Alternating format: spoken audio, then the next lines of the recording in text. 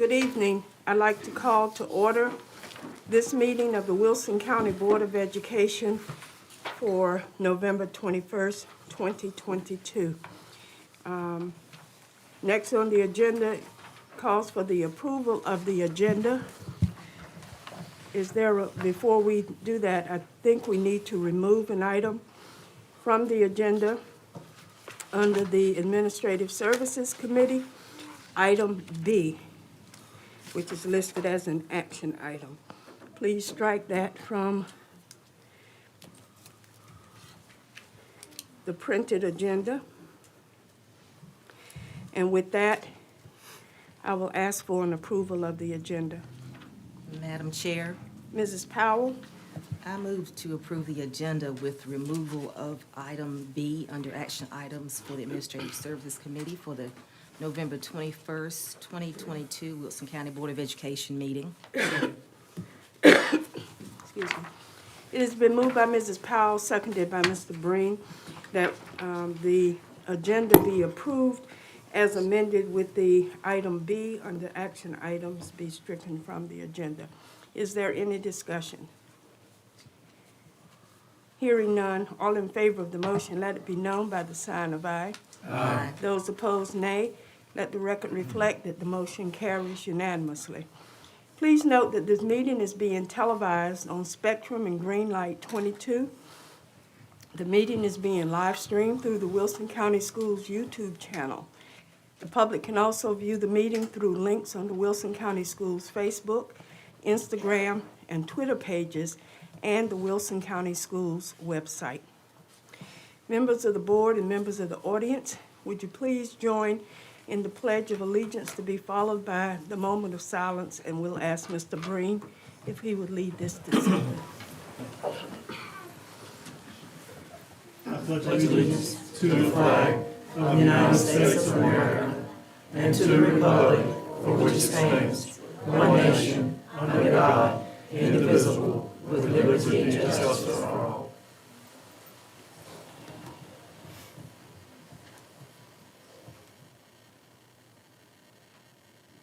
Thank you. Thank you.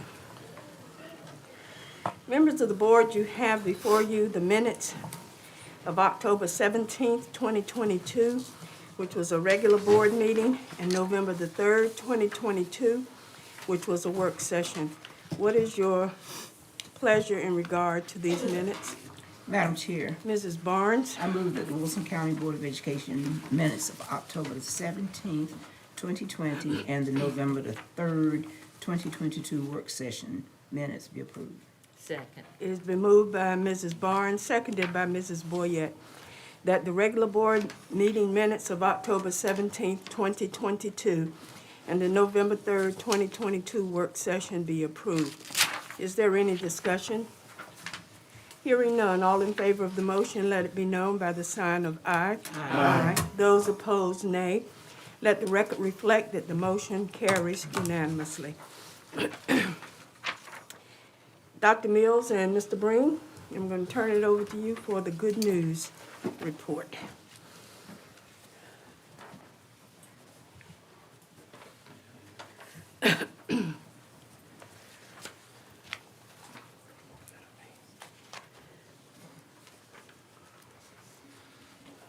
Board members, audience members, this time I'd like to call up Emerson Fitch. No Emerson? Well, let me tell you about Emerson anyway. Emerson is a senior at Wilson Early College Academy, and they were one of 6 students from across the state selected to participate in a panel discussion with the state superintendent, Catherine Truitt, on October 18th. Superintendent Truitt unveiled the North Carolina Portrait of a Graduate initiative on that date, and then sat down with the students as well as the state's teacher and principal of the year for a panel discussion. The Portrait of a Graduate is an initiative that identifies the skills that students need in order to be successful after graduation. More than 1,000 people from across the state, including our own Emerson and 18 other representatives from the Wilson community, served on a committee to identify the skills. Emerson did a great job on the panel, sharing her thoughts on how the competencies should be implemented in our schools. She was also quoted in an article by EdNC that was viewed by educators across the state. She represented our district well, and we're proud of her. So in her absence, please give her a round of applause anyway.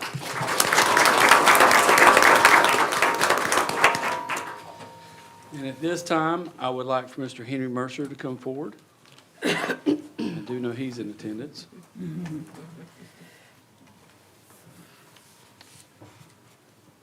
Mr. Mercer, the Vice Chair of the Wilson County Board of Education, recently received the Raleigh Dingman Award at the North Carolina School Boards Association Award ceremony held November 15th, which means he is the top board member in the state.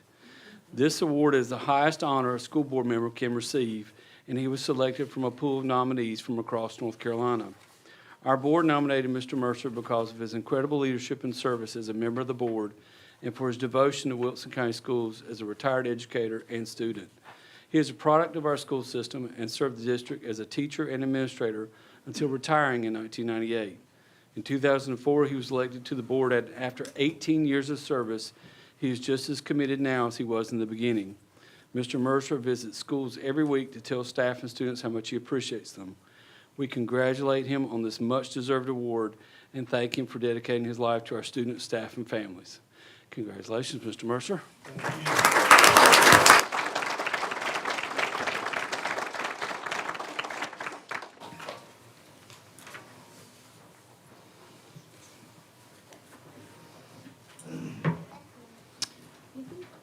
We received a lot of awards at the School Boards Association Conference last week, and another award that we received was for the Innovation and Excellence in Public Education Award. And I would ask if Dr. Wanda Dawson and any members of the Project Reach Task Force are here, if they would come forward. Dr. Dawson, hey Wanda, how you doing?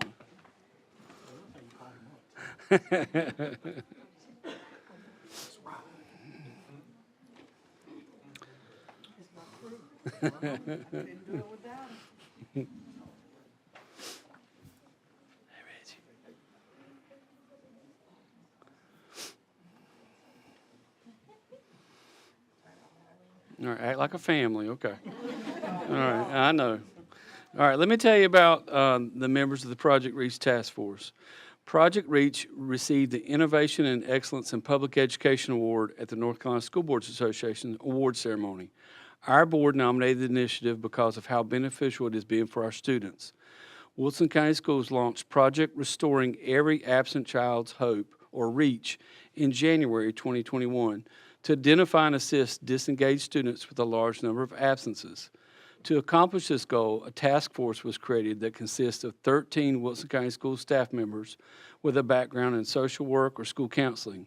I asked Dr. Wanda Dawson to lead the task force, and she's done an incredible job. Dr. Dawson is a former superintendent that was cohort of mine, if you will, in a former place of employment. They work with school leaders to connect with the students, and they stop at nothing. They even spend time after work and on the weekends going door to door and visiting the homes of the students in hopes of connecting with them. Project Reach has been successful in decreasing student absenteeism, improving student achievement, and restoring the hope of students who never thought they could get back on track academically. Since it began, Project Reach has successfully re-engaged 1,442 students. We know that the success will continue this school year as the task force continues to go above and beyond and door to door when necessary to reconnect with students and their families. Congratulations for your recognition. Girl.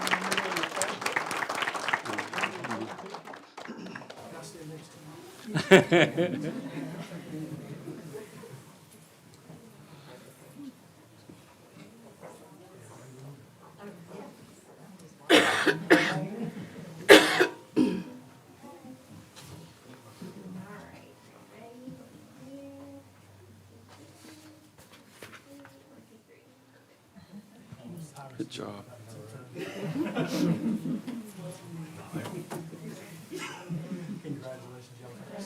Congrats. Thank you so much. Thank you. I know, I like that.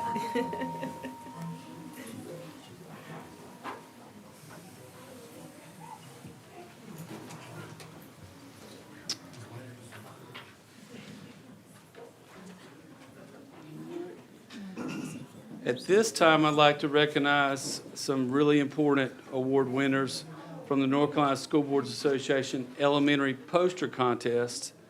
And those are Sarah Singh, Kashai Dew, and Kinsley Tyson. Y'all here? You'll come on up front. All right, Sarah, Kashai, and Kinsley. Come on up here and hang out with us for a second, okay?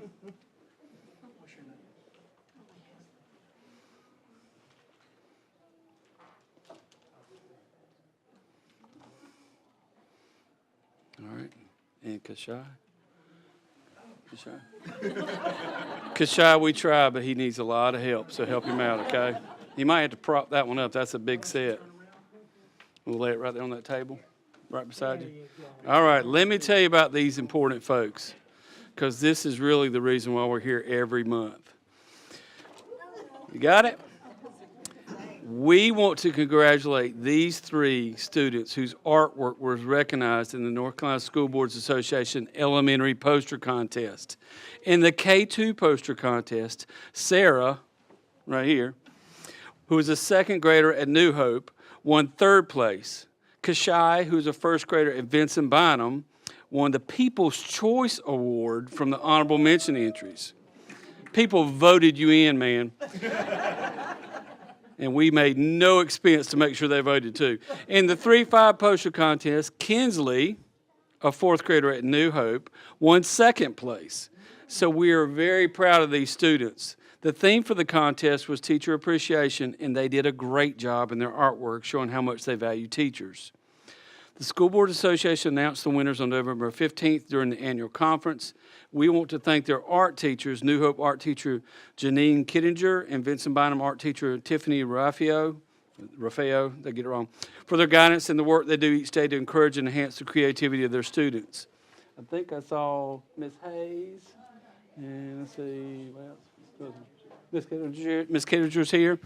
And I will tell you, we brought the gifts back from the School Boards Association. We guarded them with our lives, okay? And I think they're pretty nice stuff, and they're waiting for you to do some more very important poster work, okay? So congratulations. We want to get your pictures and recognize you. And thank you for taking the time to support our teachers who are so important like you, okay? All right, so let's get some pictures.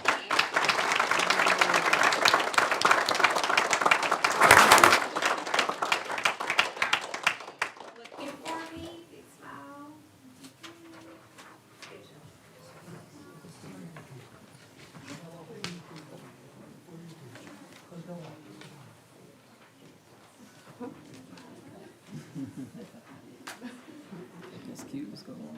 Yeah. He got a big smile, too. That was a lot of loot.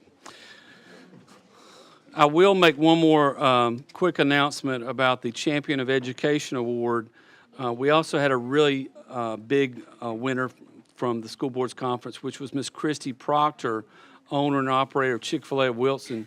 She received the 2022-23 Champion of Education Award for support of our schools, as we know, which is outstanding.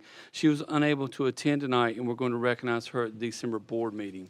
So it was a big night for Wilson at the School Boards Conference, and congratulations to all of our winners, but especially our students and their great artwork. So thank you.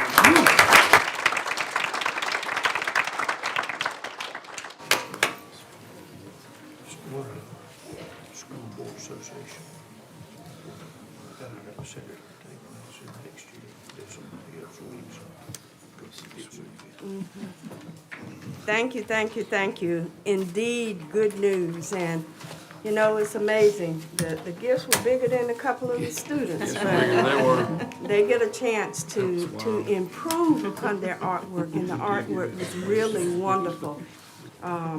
We were so encouraged to see the wonderful work that our students did and to know that they were recognized, and that People's Choice Award was really special because where the other artwork was judged by a panel, the People's Choice Award was voted on by all the members in attendance at the School Boards Conference.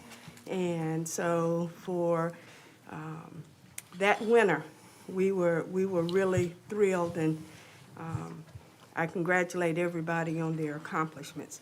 Well, my chairman's report will be a little shorter because Dr. Mills and Mr. Breen just stole my thunder because I was going to recognize the winners for the School Boards Association, but I'll go on and do some other recognitions. First, I'd like to recognize Jamie Narron and the child nutrition staff for the successful introduction of the iced coffee and fresh salad bars at the high schools with plans to intro salads in various ways at both the middle schools and later to be introduced at our elementary schools. We give recognition again to Ms. Narron and Child Nutrition for the Big Idea Grant opportunity through No Kid Hungry,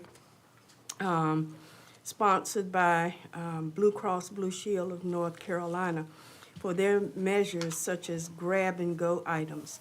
Wilson County Schools was one of only 2 grants that were awarded during this opportunity cycle. So we applaud them on their efforts. I'd like to give a shout out also to Amber Lynch. Amber, as our public relations person, does an outstanding job. You know, we sat here at a board meeting and made all those nominations for all of those awards and then said, Amber, work your magic. Amber worked her magic, and the narratives written were absolutely outstanding, and we thank you for the continued valued job that you do. I'd like to give thanks to Wilson Education Partnership and the Prize Patrol for the wonderful surprise provided to 25 of our teachers in 13 of our schools that benefit approximately 4,200 students. In awarding the grants from the many proposals that were submitted. The awards are made possible by the generous contributions of the community, by fundraisers such as the Spelling Bee and Trivia Contest, which is held each year. This year, the Pumpkin Prince event, various businesses, as well as individual contributions. And we thank Wilson Education Partnership for the effort that they make on behalf of our teachers and the students. I'd like to also extend thanks to all persons who voted on November the 8th in all of the races, but most especially for representation on our Board of Education. To Mrs. Cuddington and Ms. Barbosa for their interest in our students, and congratulations to Mrs. Powell, Mrs. Boyette, Mr. Breen, and I was in that group as well, who were re-elected to serve the children of Wilson County. We are required by law to maintain certain educational training standards, earning credits within a 2-year window. And after re-election, all board members who have been elected or re-elected are required to have their ethics training to be done. Mrs. Powell and I took care of that at the school boards conference, and there will be opportunity for Mrs. Boyette and Mr. Breen to sign up for their ethics training. And we congratulate each of those persons for having been re-elected to serve the children of Wilson County. And that concludes my chairman's report. I'll turn it over to the superintendent for his report. Madam Chair, board members, and others, another congratulations to all of our award winners.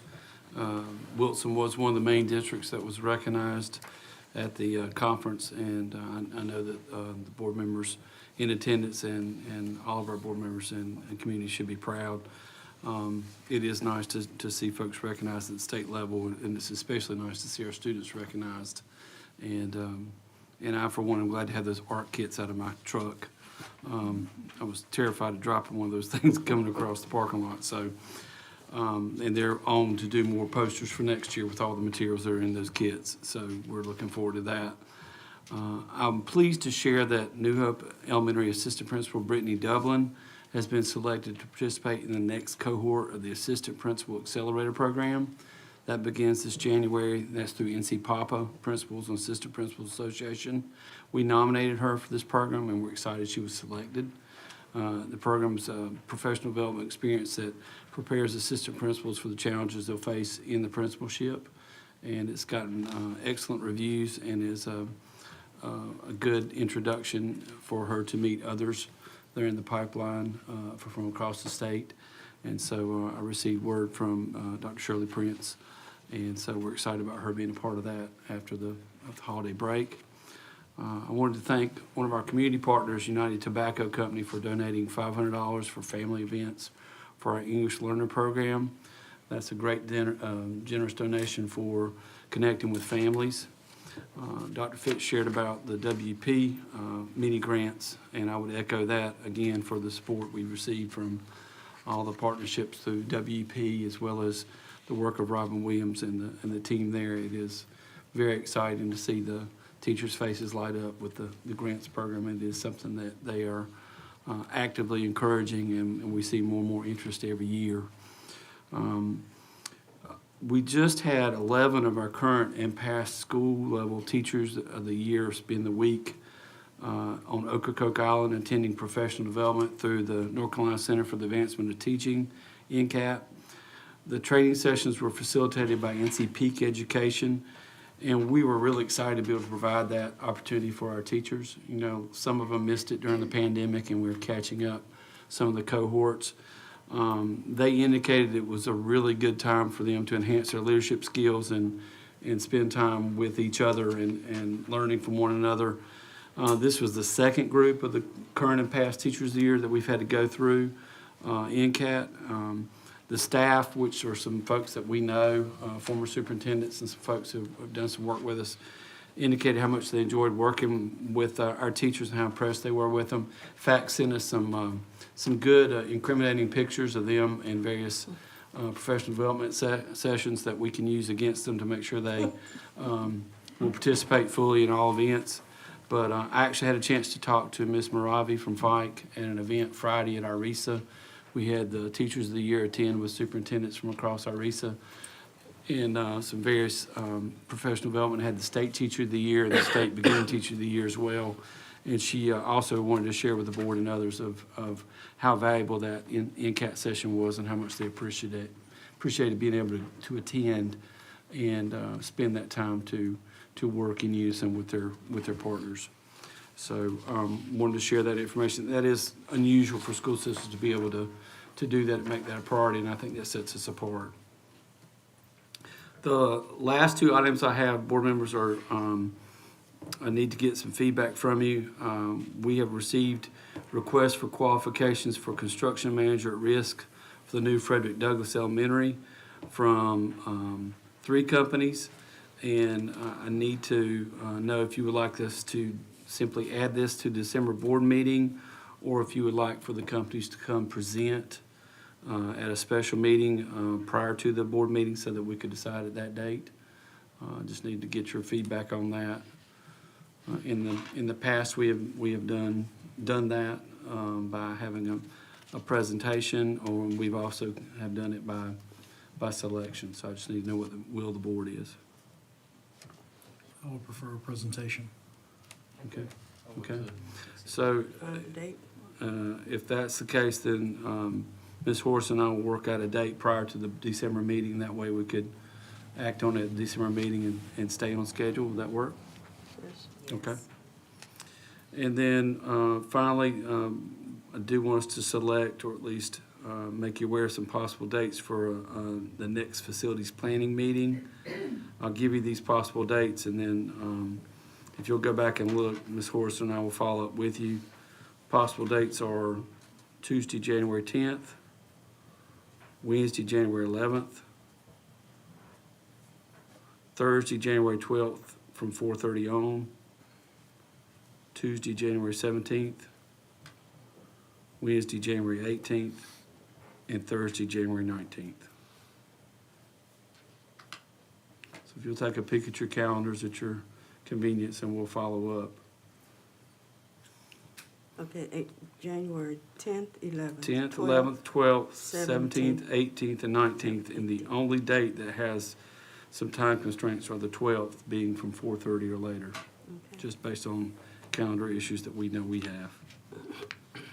Okay, and finally, Thanksgiving is coming up this week, and I would like to wish everyone a safe and happy holiday as they travel and spend time with family and friends and enjoy the break away from the normal routine.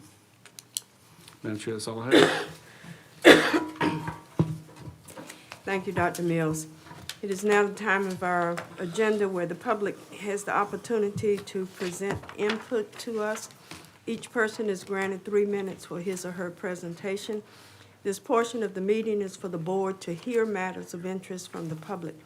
However, obscene or vulgar statements, personal attacks, and statements reasonably perceived to be disruptive or imminently threatening to the orderly operation of the meeting shall not be permitted. We have 8 persons who have signed up to address the board tonight. The first is Mick Rankin regarding budget and reading proficiency.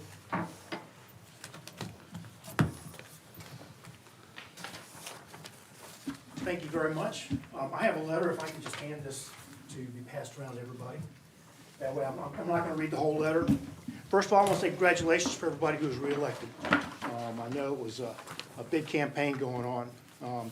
I presented this a similar letter to the county commissioners, and I felt our tax dollars contributed to education should include some visibility on how those dollars are spent.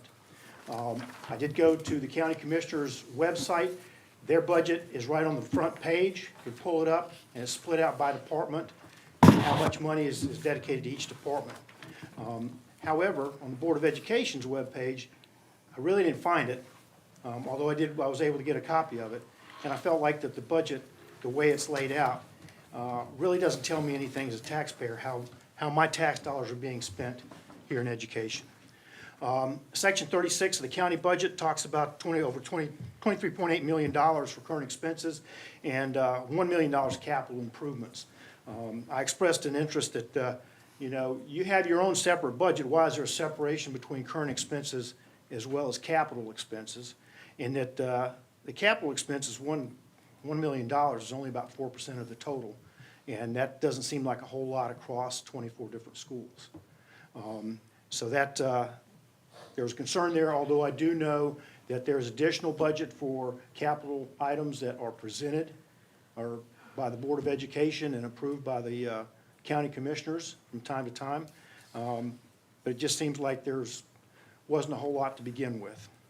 Also, federal funding at the start of COVID was to upgrade all schools' air handling systems with better filtration. And this is something across the entire country. I don't know very many schools that have been completely redone. And kids were out of school, that was a perfect time to do it. My second concern has reading test scores across country are abysmal. And I asked county commissioners how they can leverage with you to provide specifics on how we're going to improve reading skills. What specific programs, how are we going to teach children how to read? What type of tutoring can be provided? How are we going to reach parents who may have reading problems? And then the second part of that is how can the county commissioners weigh in with the North Carolina Board of Education revise test scores? Because when it comes to reading comprehension, schools that have fairly large numbers of learning disabled students, their test scores are included with everybody else's. And so it doesn't give a true representation of where our children's reading skills are. But I will tell you something, when it comes to reading, that is the basic fundamental to everything. If you can't read, you can't do math, you can't do science, you can't do anything else. And quite honestly, for all the noise we've been hearing about books on the shelves in the libraries, it really doesn't matter if the kids can't read them. So, Thank you very much. thank you very Mr. much, I Rankin. appreciate it. And my contact information is at the bottom of the letter. Have it. Thank you so much. Dr. Charles Bayo, School Policy.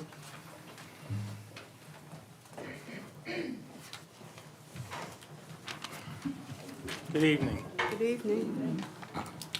Are there school board policies that allow sexually explicit books in the school system that parents may not want their children to read? Do you, the school board, stand in the way of parents' decisions as to what their children can read and cannot read? Or will you work together with parents to come up with an acceptable plan that will effectively manage what children can read the books and what children cannot? Are you only practicing the letter of the law when it comes to these policies? That is, informing the patients of the right to limit the types of books their children read. Are you practicing the spirit of the law one in which there is transparent, open-ended cooperation between you and the parents. If you only practice the letter of the law, are you not personally absolving yourself of any responsibility and accountability for having these books in the schools? Are you fostering an adversarial relationship between you and the parents? Do you have an agenda that is different from the parents? One would hope that this is not the case. Are your goals and parents' goals the same? Are the policies structured in such a way that it makes it difficult for parents to prevent their children from obtaining these sexually explicit books? You inform the parents that they can opt out their children from obtaining these books. You state that, quote, "It's their responsibility," unquote, to monitor the material their children read. You are right. Do you make their responsibility to implement this difficult for them? If you find this material academically beneficial, then please explain how this is the case. Are you trying to undermine the family structure? Are you confusing these young minds, exposing them to material that is not part of their family values? Are you influencing them in matters that go against the family principles, morals, and religion? Are you, quote, "just following the orders," end quote, from the State Board of Education to enforce these policies on the children? Do you not question implementing these policies? Are you imposing your own will on the children? Are you enforcing social emotional learning, critical race theory, sexually explicit books, and transgender ideology on the children without parents' knowledge of it? Are you not a modest group of people? Are you not a compassionate group of people? Are you not a humble group of people? Are you not people that are God-fearing? Do you not hold close to your heart your virtues, your dignity, your beliefs, and your integrity when you address your duties as a school board member? Would you allow the children in your family to read these sexually explicit books? Would you read these books to your children? Do you feel shame for this? Is it not your first loyalty and responsibility to the children of our community? Is it not your responsibility to afford them the opportunity to be educated so they can go into the society and contribute to the well-being? With all due respect, when it comes to these issues, are you morally and conscience, does your morality and conscience guide you? Do you not live by the laws of God? Do you not stand up for what is right? Are you not leaders of the community? Are you not people and others that look up to you and rely on you and trust you? What are the Thank you, people of Dr. Wilson Bayer. County to think? Thank you, Dr. Bayer. Thank you, ma'am. Matt Byrd, regarding Adam Fitch.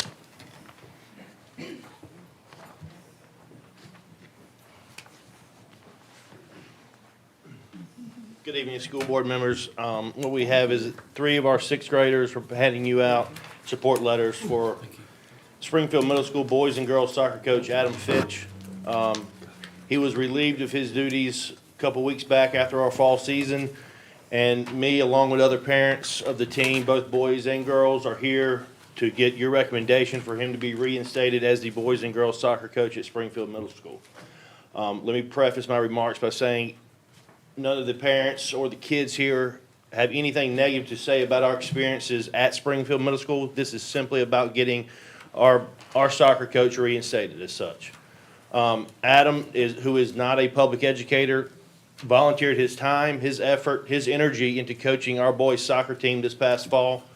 It started in the summer, extended all the way to the championship game in the fall. I, as a parent, and I'm sure most of y'all would feel the same way, is when my child is involved in extracurricular activities at school, all I ask for is whoever is involved with those boys or girls are fully committed, no different than the kids are. Our kids at between 11 and 12 years old know the exact input that they are receiving from their coaches. Coach Fitch extended that input tenfold. Our kids had the best experience that I know that they have had in years, whether it be playing travel soccer or any other school soccer. I think it's very, very hard for somebody, not a parent, perhaps maybe not even a teacher, to really have an impact on 11 and 12-year-olds. And I think you'll see in the book that you've been handed, as well as other remarks from parents and maybe even kids tonight, that an impact was made. And as I open the front page of the paper today and I read about the horror and the tragedy that's happened at Darden Middle School, I can only think that as school board members, keeping some of the good in the school is what we need. And Coach Fitch was part of that good. Thank you. Thank you very much. Next is Jenny Collins regarding Adam Fitch.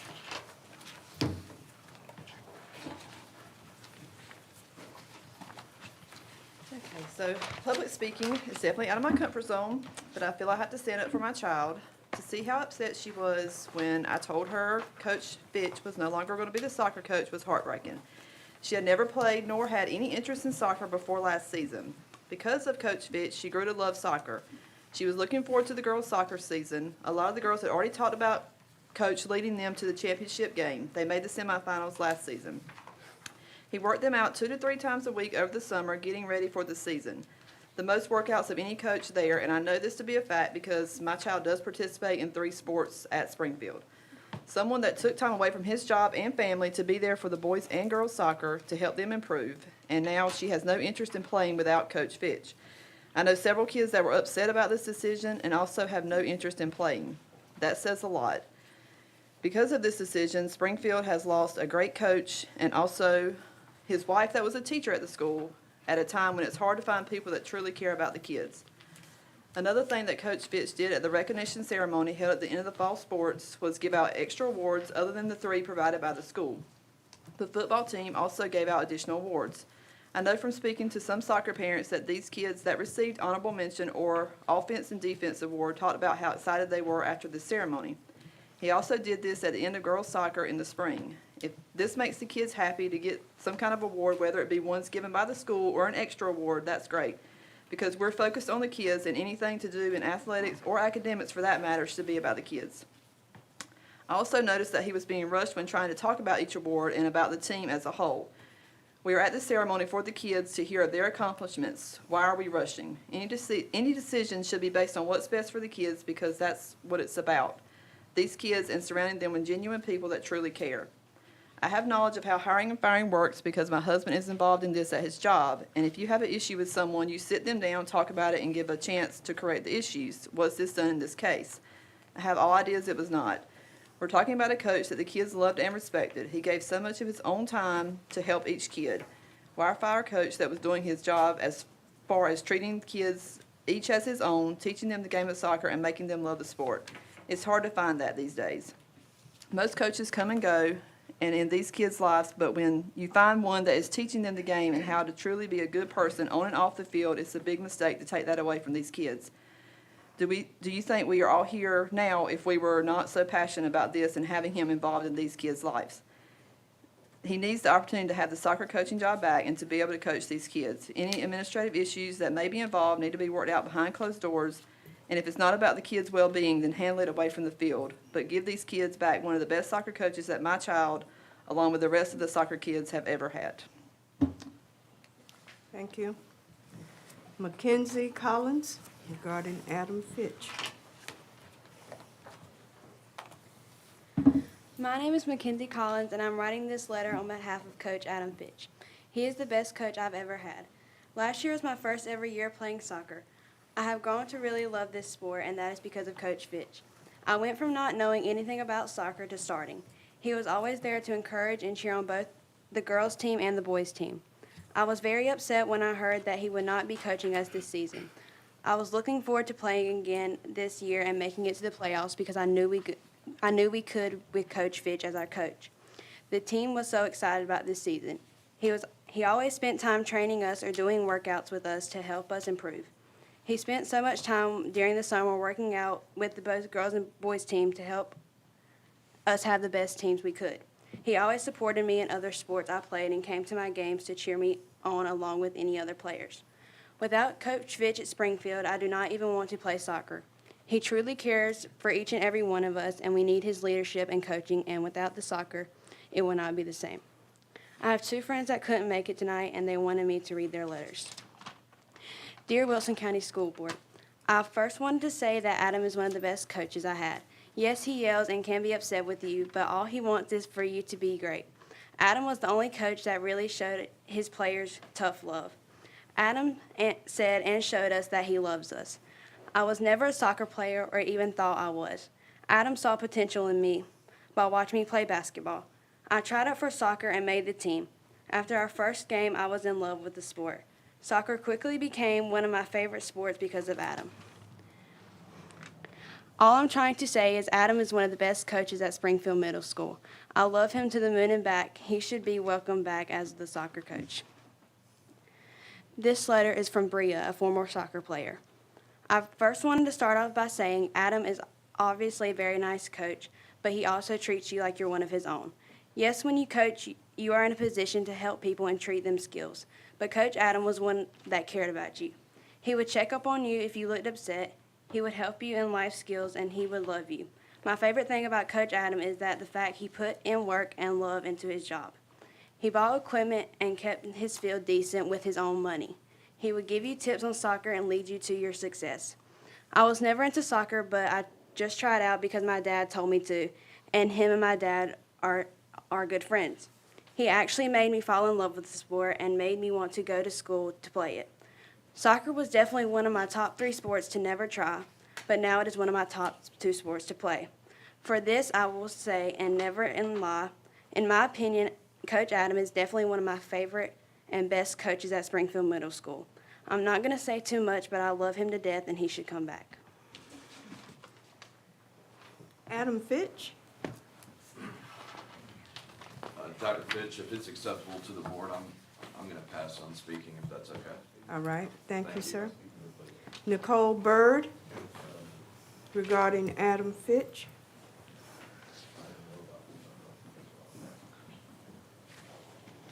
I don't know if he can, I mean, if he needs to ask before I speak. If Pardon me? there was a gentleman that asked if he could speak in Adam's place since he declined, so I didn't know if. Our legal counsel is shaking her head saying no, that No, the okay. person needed to sign up to speak during the allotted time. Okay. My name is Nicole Byrd, and my son is Tucker Byrd. He's a 6th grader at Springfield Middle School. He played this fall under the direction of Coach Fitch. I heard Adam was a good coach over the years. We went to high school with him.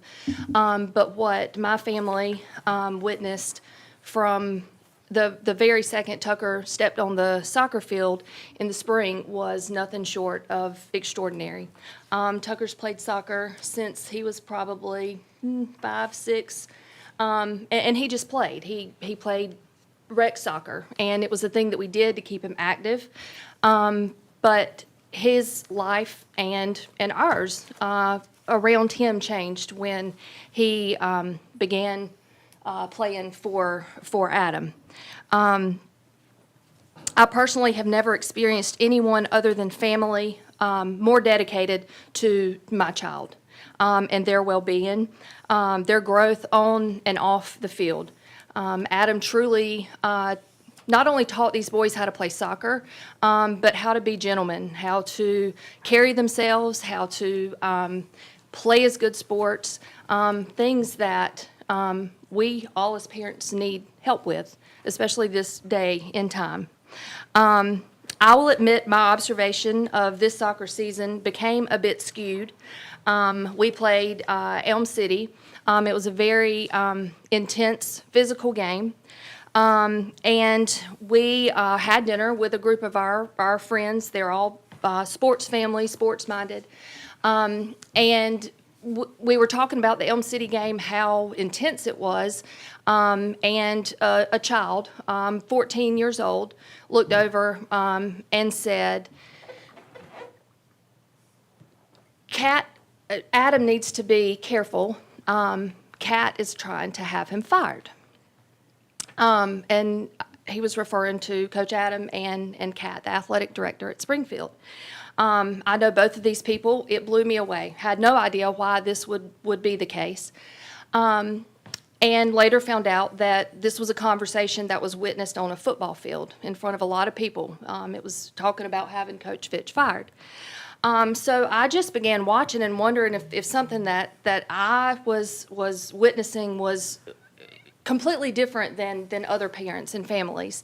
But what I found throughout the season is that there were no negatives. I mean, sure, there are negatives, but there overall were no negatives. And every single parent that I have talked to, and I've talked to just about every one of them since this happened, has nothing but good things to say about Coach Fitch. I reached out. Thank Thank you you. very much. Anthony Hamilton, did I call on you? You did not. I overlooked, yes, please. Thank you, ma'am. You're welcome. I'm also speaking on Adam's behalf. I have two children, played soccer since they were 4 years old, been around the sport my whole life. I played it myself. It is hard to find an individual that coaches at the level that he coaches in travel ball. My kids have been playing travel ball since they were old enough to play travel ball. I've never seen someone take a personal interest in my kids, ever. That's 12 years of playing soccer. In a personal aspect, my son struggles with mental health issues.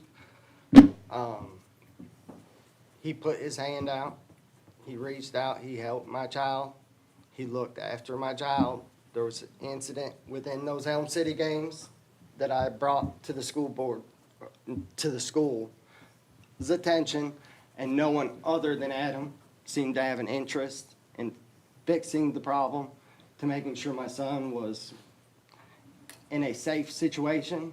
He was being verbally abused from the sideline. He was being physically abused on the soccer field after the game.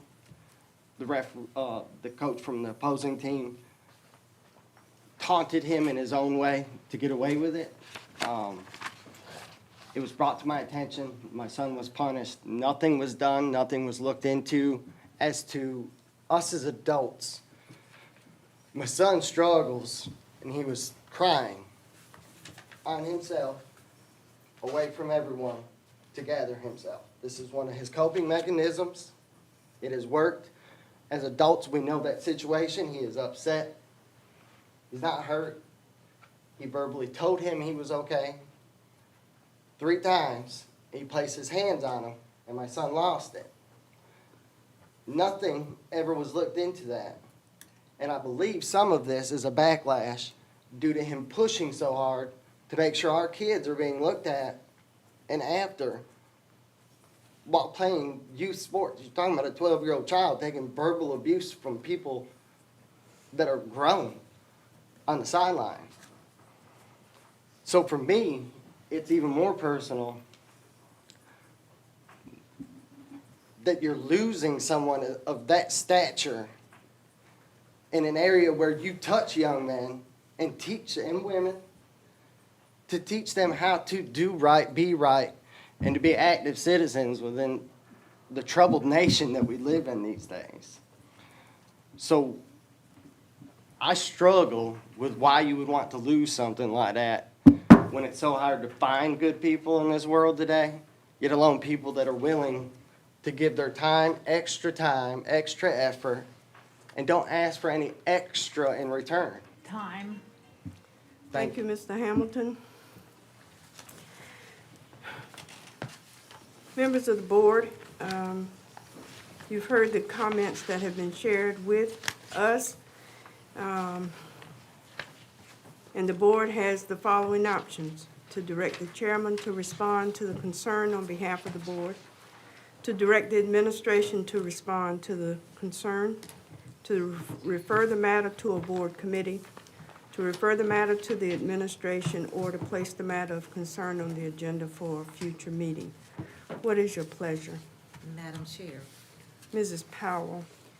I suggest we direct the admin to respond to the concerns of the public. Is that the will of the board? Yes. Mr. Breen? I think that would be satisfactory given the subject matter. All right, Mr. Mercer? Yes, ma'am. Mr. Borkin and Mrs. Boyette? All right, the board is directing the administration to respond to the matter at hand that was brought before us in this session of public input.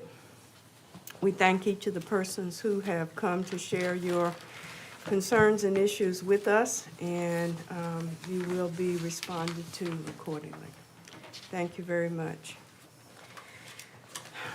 Next on the agenda is the section on committee reports. And the first is the Human Resource Services Committee. Mrs. Barnes. Can I have just a minute? We'll have just a minute while persons are exiting the boardroom.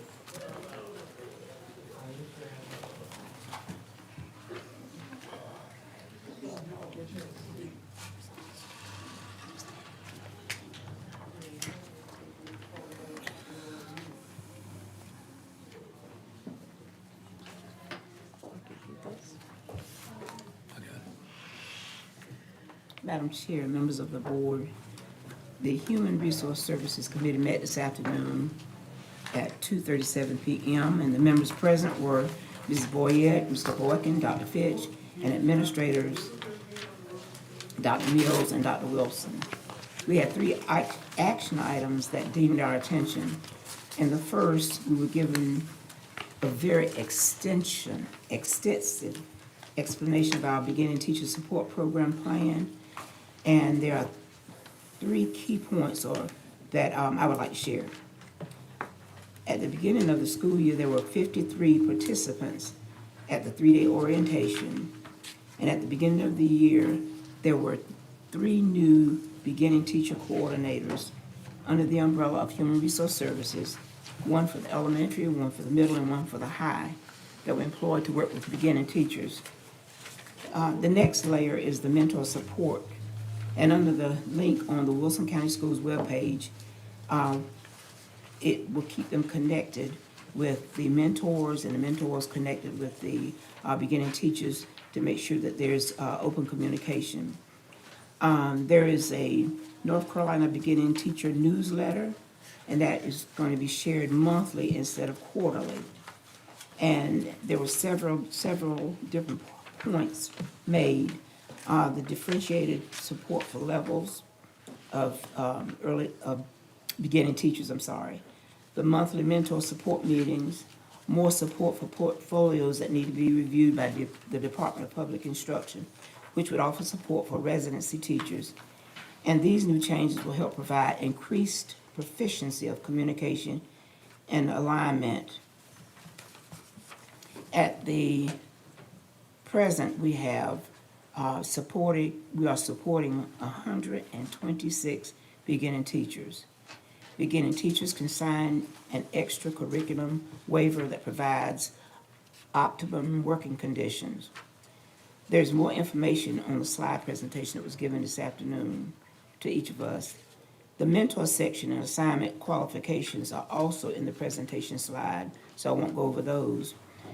Mentors do not get paid, but they do get credit for licensure.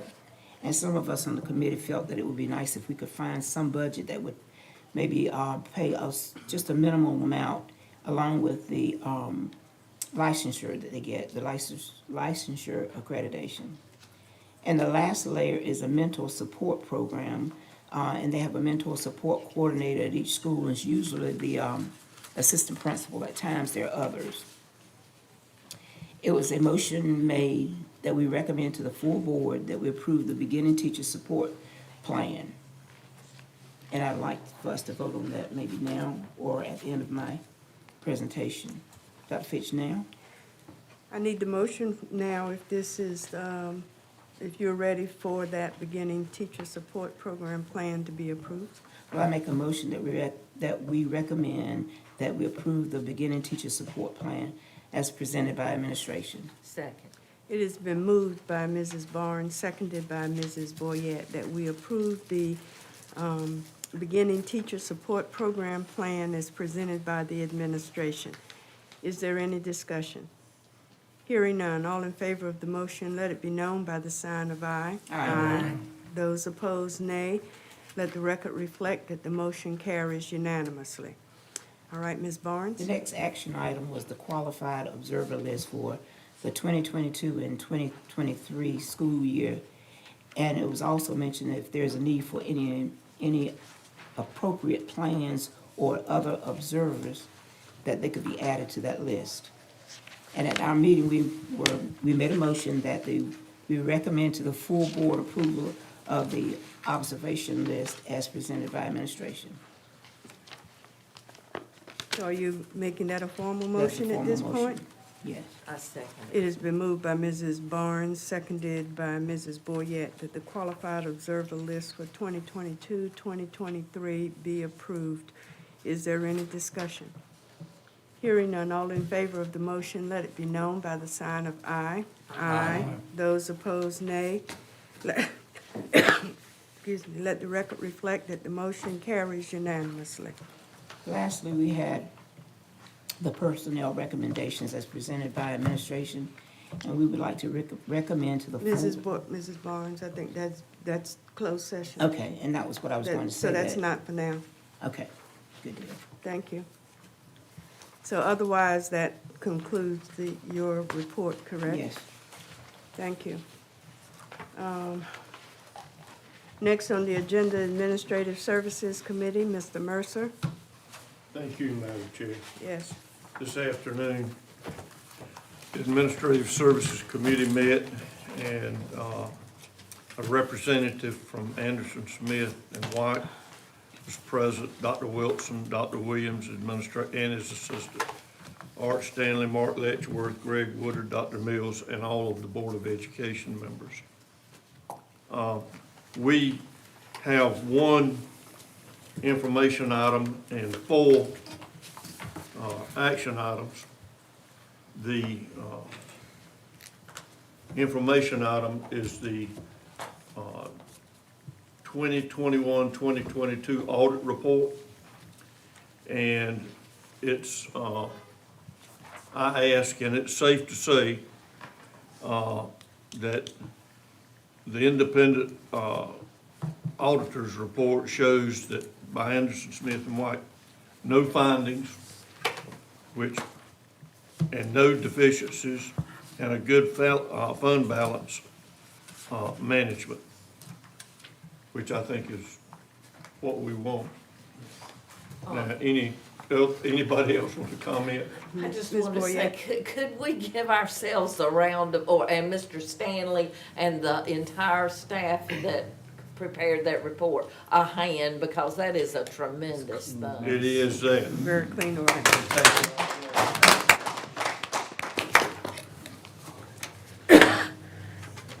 Any further comments, sir? Okay, going to our first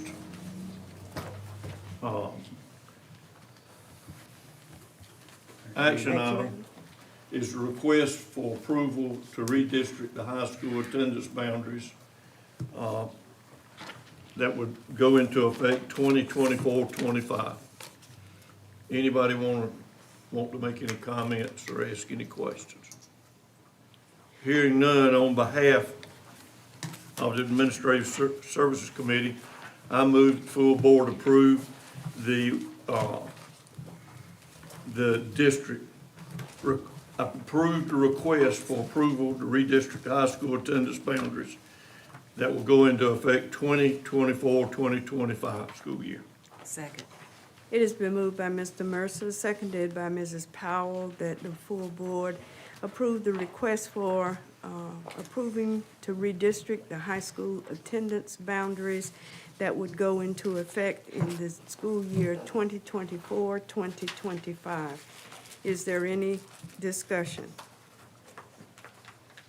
Hearing none. All in favor of the motion, let it be known by the sign of aye. Aye. Those opposed, nay. Let the record reflect that the motion carries unanimously. Mr. Mercer? The next action item is a request regarding the plans to renovate or build a new elementary school on the current site of Wells Elementary that in effect would consolidate Wells and Hearn Elementary. Any discussion or questions? This is in keeping with the facilities work session planning that was done earlier in the month, and in relation to the directives for site utilization from the county commissioners. Okay.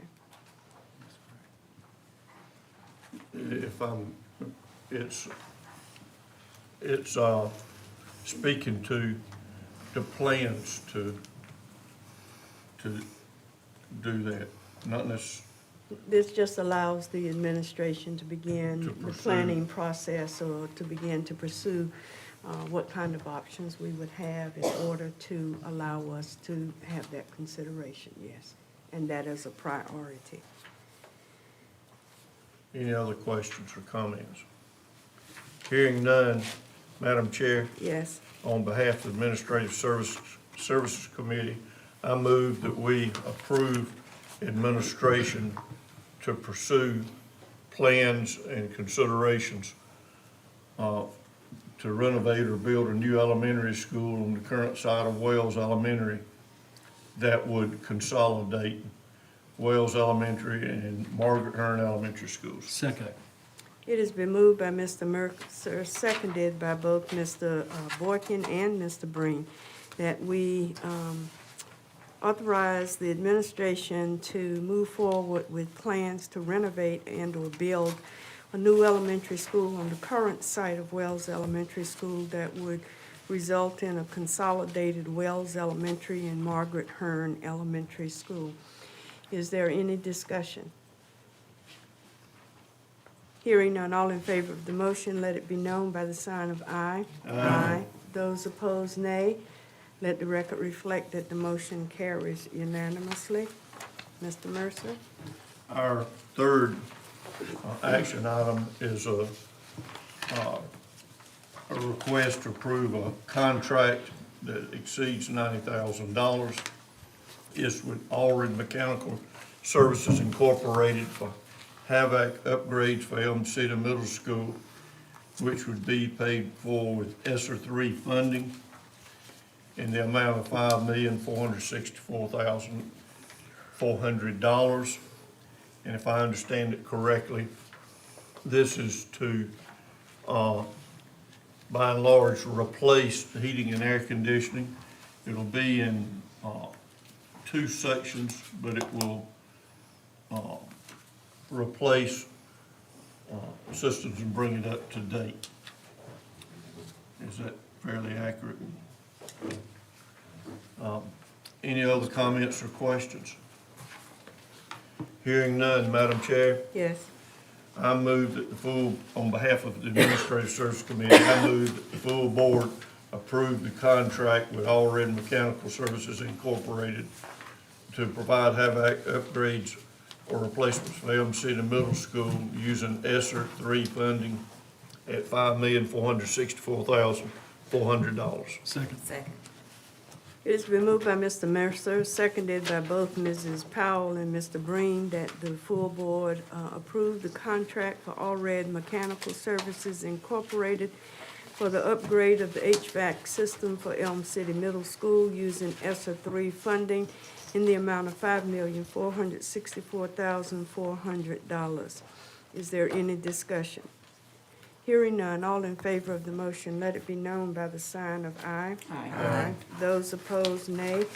Let the record reflect that the motion carries unanimously. Mr. Mercer? Thank you. Our fourth and last action item is the 2022-2023 budget amendments. We had, the first one was budget amendment 103, which is state public school funds, and in the amount of $163,873, which will be for budgeting items such as salaries, benefits, supplies, contract services, etc. Any questions or comments regarding Amendment 103? Hearing none. The second amendment was 301, federal grant funds, which also was to cover budgeted items such as salaries, benefits, supplies, and contract services. Any questions or comments? Hearing none. The next budget amendment is 401, which is capital outlay fund, increased by $26,022. It's mainly to pay for leased yellow buses. And any comments or questions regarding that one?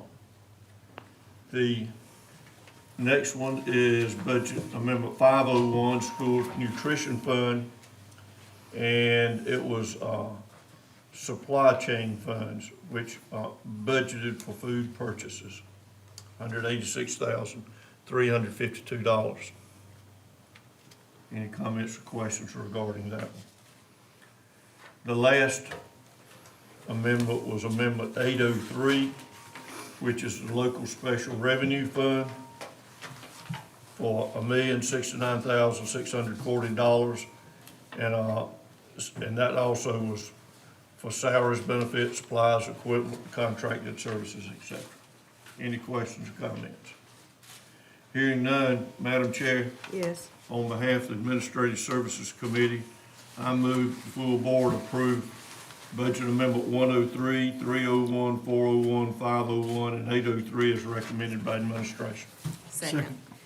It's been moved by Mr. Mercer, again seconded by Mrs. Powell and Mr.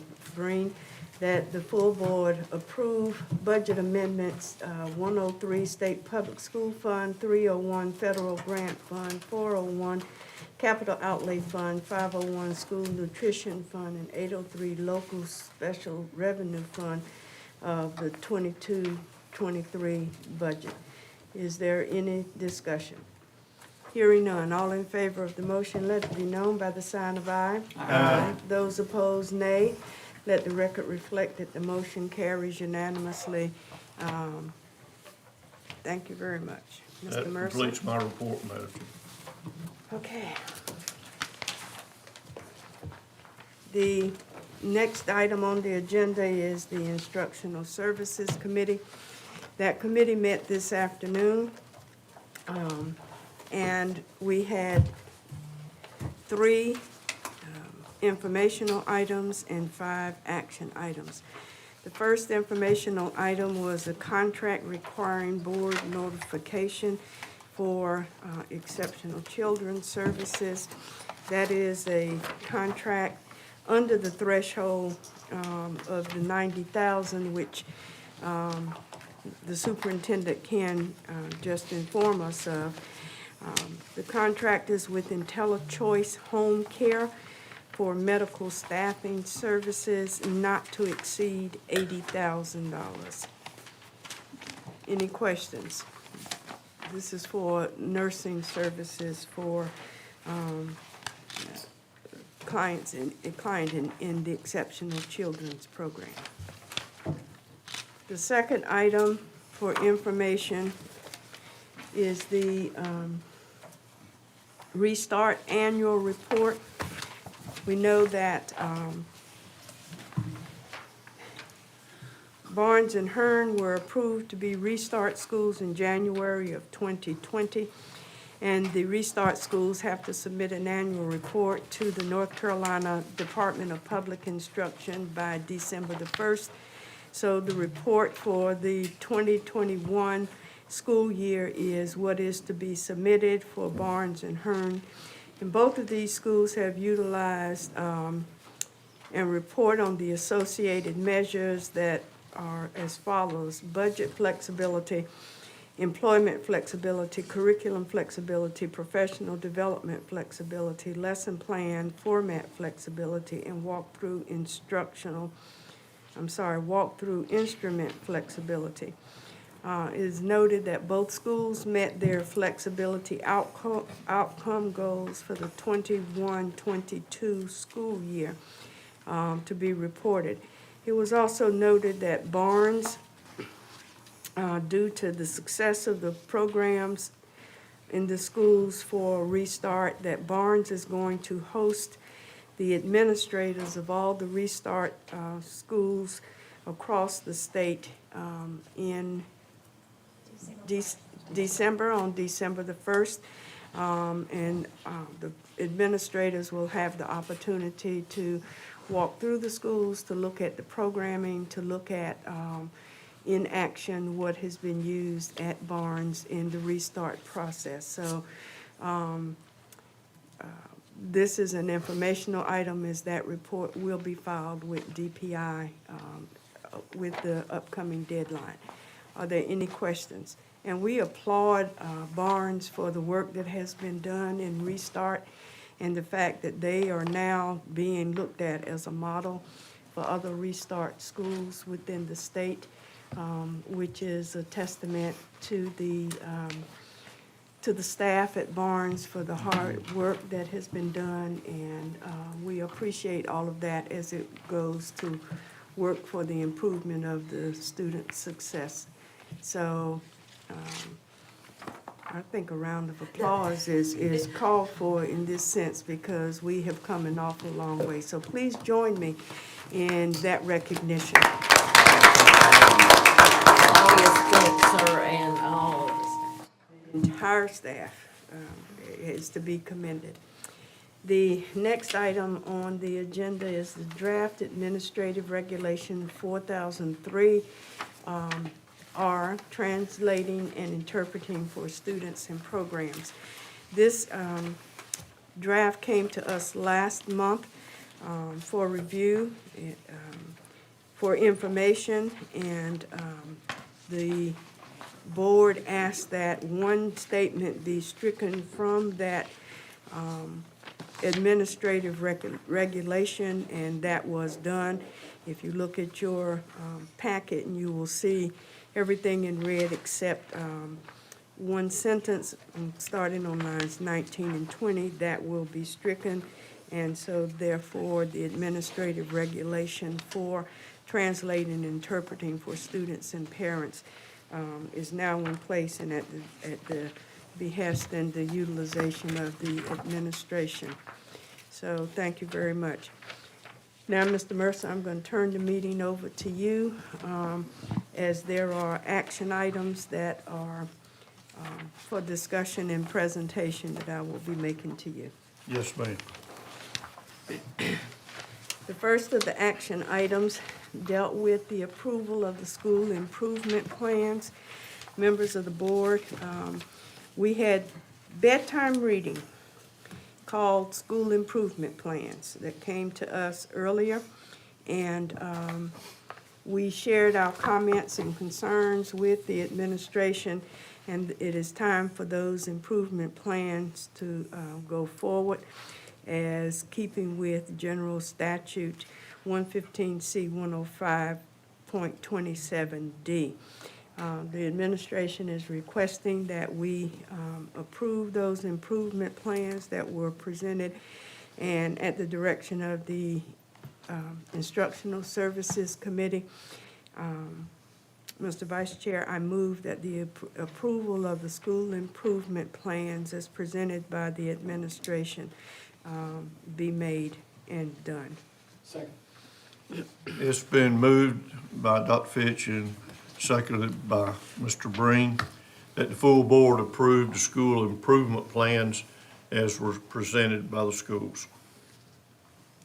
Any further comments or questions? Hearing none, all in favor, aye. Aye. Opposed, like sign. It carries unanimously.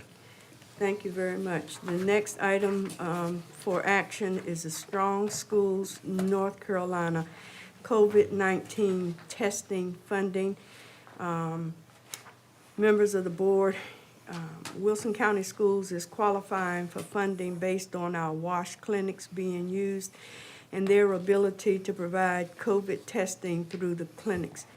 Funds for this effort are a public health, Strong Schools Public Health Initiative from the North Carolina Department of Health and Human Services. We are receiving $1,060,000 in funding that have to be utilized by June 30th, 2023. This fund and this initiative will fund nursing supplies, a community fair that will have a focus on mental and behavioral health, professional development conferences with a mental and behavioral health focus, and playground equipment for schools.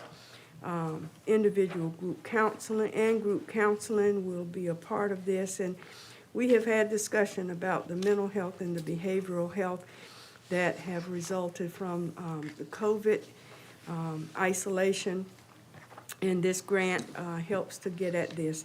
The Community Health Fair, which has a potential date that has to be confirmed, is March the 25th. That is tentative. That date may change.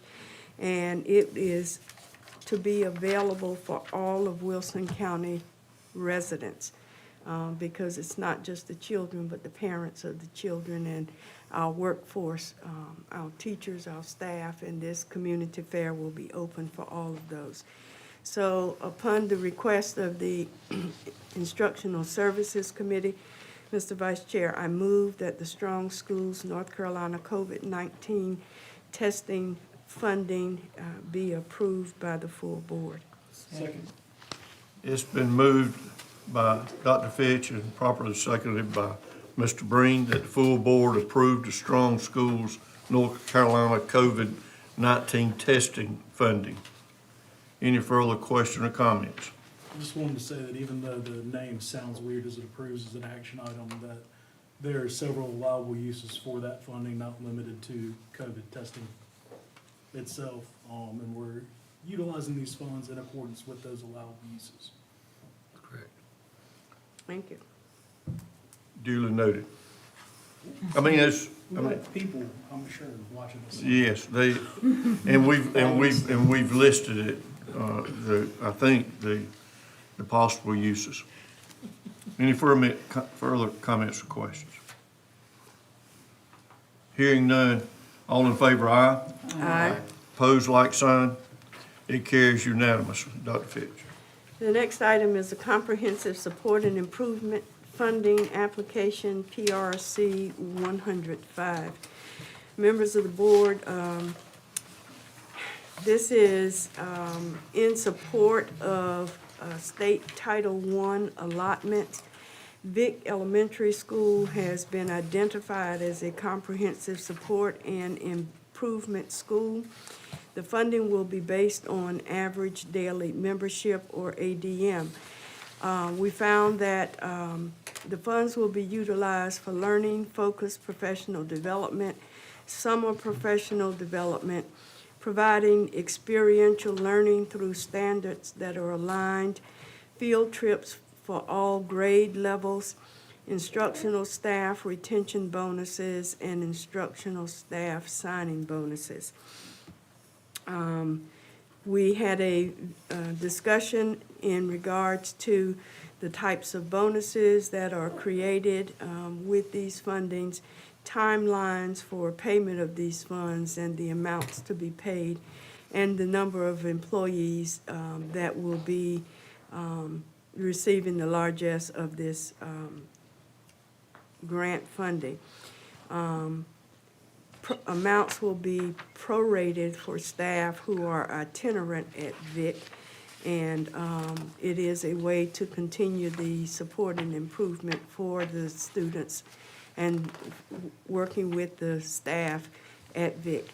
And at the request of the Instructional Services Committee, Mr. Vice Chair, I move that the full board approve the Comprehensive Support and Improvement Funding application as presented by the administration. It's been moved by Dr. Fitch and properly seconded by Mr. Breen that the full board approve the Comprehensive Support and Improvement Funding application as presented by administration. Any further comments or questions? Mr. Vice Chair, Yes, ma'am. I just wanted to, I said earlier, commend Ms. Faison for all the work that she does as far as keeping the staff and being able to have 4 substitute teachers there for long-term, and also looking out for the students and keeping the community based and including Seeds of Hope in all that they do over there. Certainly. Any other comments or questions?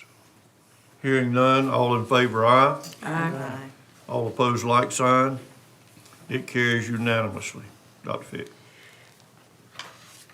Members of the board and Mr. Vice Chair, we are at 2 policies that are here for the second reading. At our last meeting, when we looked at these 2 policies, in the first read, there were suggestions that were made by you, the board, in regard to various points in these two policies. The administration has gone back, submitted changes that you find in blue in your copy where what was originally submitted was in red. Those changes for both policies, the requested changes for both policies have been made and presented to us. At this point, Mr. Vice Chair, at the request of the Instructional Services Committee, I move that revised policy 1725/4035/7236, Title IX, Sexual Harassment, Prohibited Conduct and Reporting Process be approved as the second read. Second. It's been moved and properly seconded by Ms. Barnes that the full board approve revised policy 1725/4035/7236, Title IX, Sexual Harassment, Prohibited Conduct and Reporting Process as a second reading as presented by administration. Any further comments or questions? Hearing none, all in favor, aye. Aye. All opposed, like sign. It passes unanimously.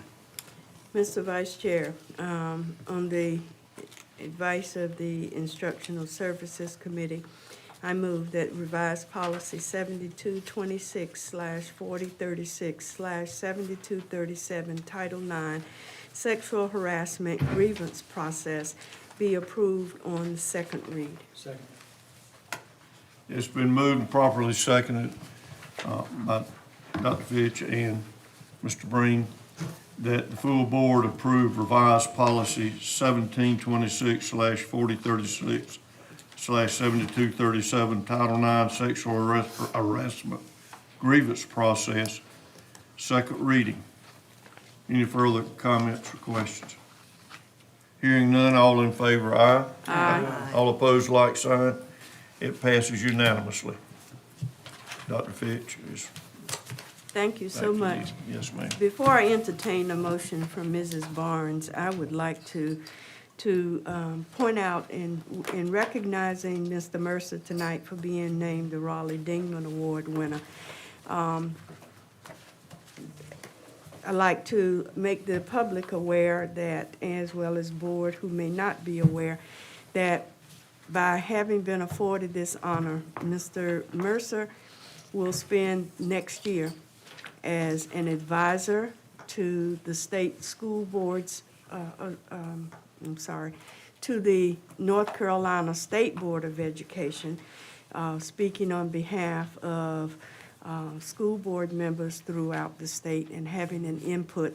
That was not something that occurred until legislation passed in 2003 that gave the Raleigh Dingman Award winner that voice on the board. So we are no longer a voiceless entity when it comes to decisions that are being made.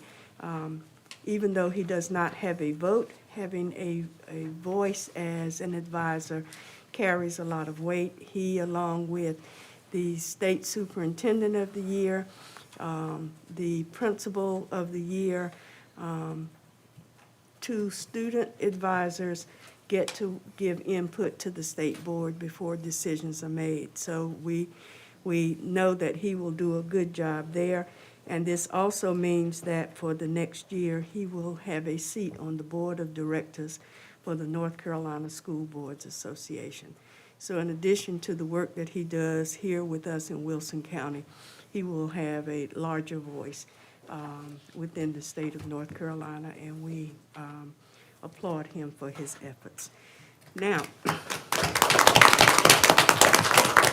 Thank you, and I need sympathy too in some aspects of it. well, Mr. Mercer, your fellow board members had faith in you in nominating you, and we know that you will do a good job and will represent Wilson County extremely well.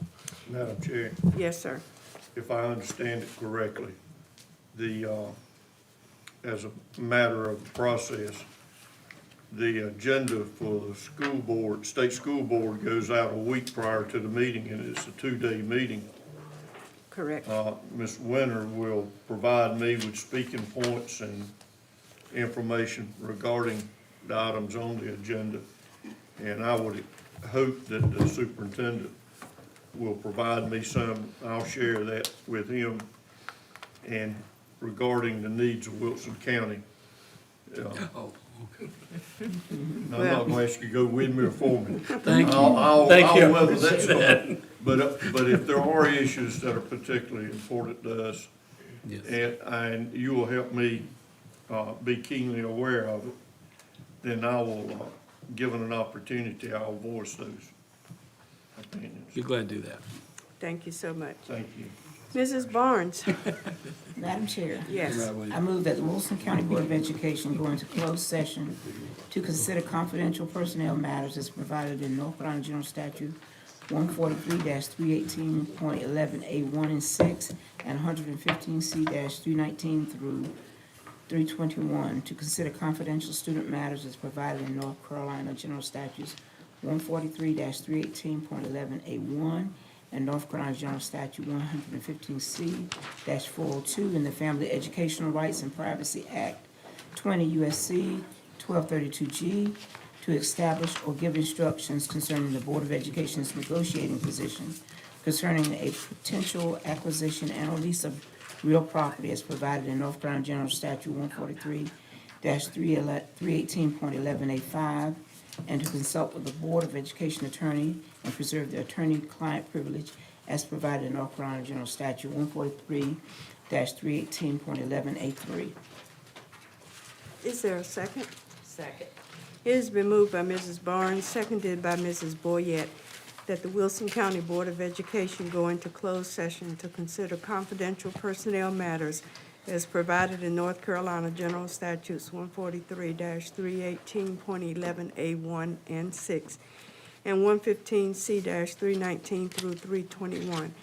To consider confidential student matters as provided in North Carolina General Statutes 143-318.11A1 and North Carolina General Statutes 115C-402 and the Family Educational Rights and Privacy Act 20, United States Code 1232G, to establish or give instructions concerning the Board of Education's negotiating position concerning a potential acquisition and/or lease of real property, as provided in North Carolina General Statutes 143-318.11A5, and to consult with the Board of Education attorney and preserve the attorney-client privilege as provided in North Carolina General Statutes 143-318.11A3.